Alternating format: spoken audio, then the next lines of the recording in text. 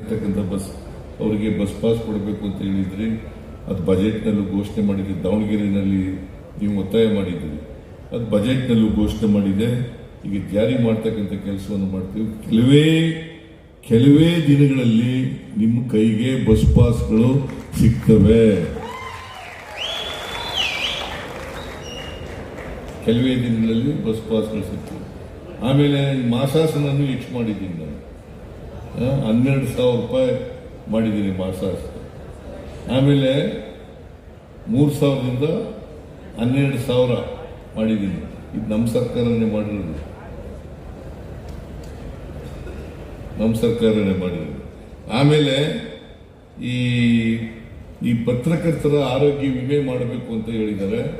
ಈಗಾಗಲೇ 10 ಕೋಟಿ ರೂಪಾಯಿ ಇಟ್ಟಿದ್ದೀವಿ, ಅದನ್ನ ಜಾರಿ ಮಾಡ್ತೇವೆ ಅಂತಕ್ಕಂಥ ಮಾತುಗಳನ್ನು ಇವೆಲ್ಲ ಮಾಡ್ಕೊಳ್ಳೋಣ.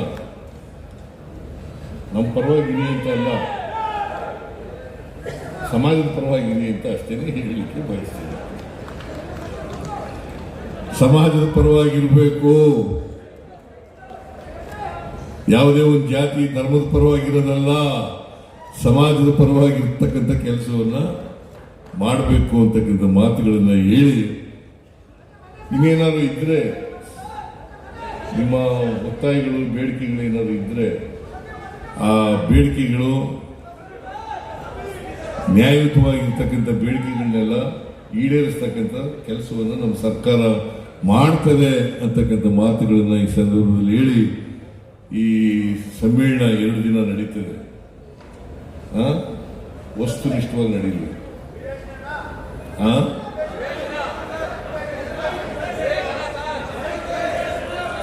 ಆಯ್ತು, ಕೂತ್ಕೊಳ್ಳಪ್ಪ.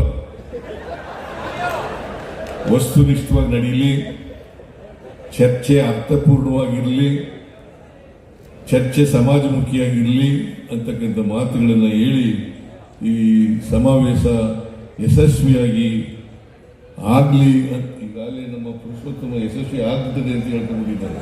ನಾಳೆ ಹೇಳ್ಬೇಕು ಅದನ್ನ.